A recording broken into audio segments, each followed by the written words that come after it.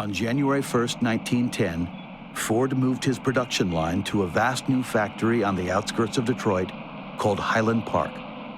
He declared the company would soon achieve his ambitious goal of producing 1,000 Model Ts a day. His whole business model is to sell a cheap product, and the way that you create cheap products is by making more of them in a shorter amount of time.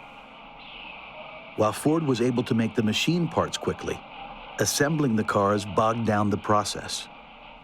A friend of Ford's once compared him to a kind of boxer, tiptoeing and dancing around the factory floor all the time, thinking about what could we do here, what could we do there, how could we change the production process to make the car better and cheaper and bring out even more of them.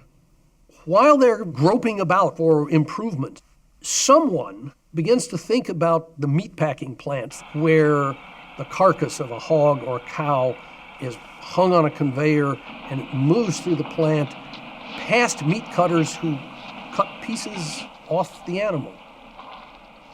What if we turn that around? And what if we put in some machine that we want to assemble and we move it past people and we have people put things on?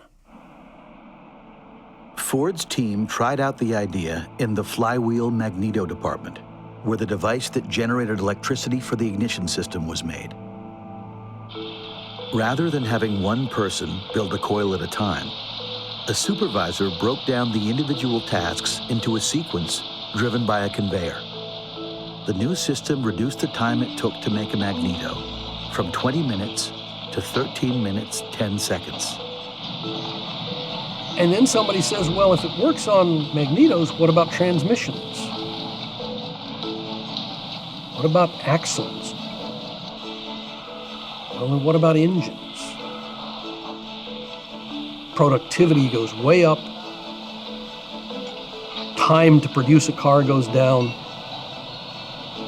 And they realize we're really on to something here.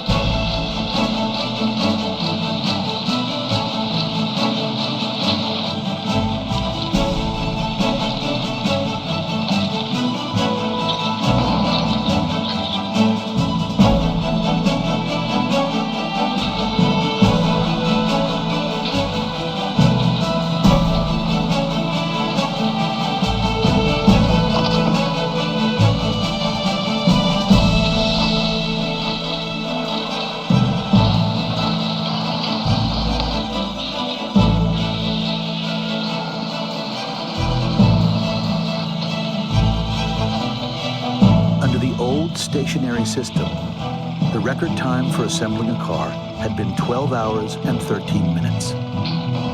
Using the assembly line process, it took 1 hour and 33 minutes. By the fall of 1913, Ford had established the first automobile assembly line in the world and controlled nearly half the American car market.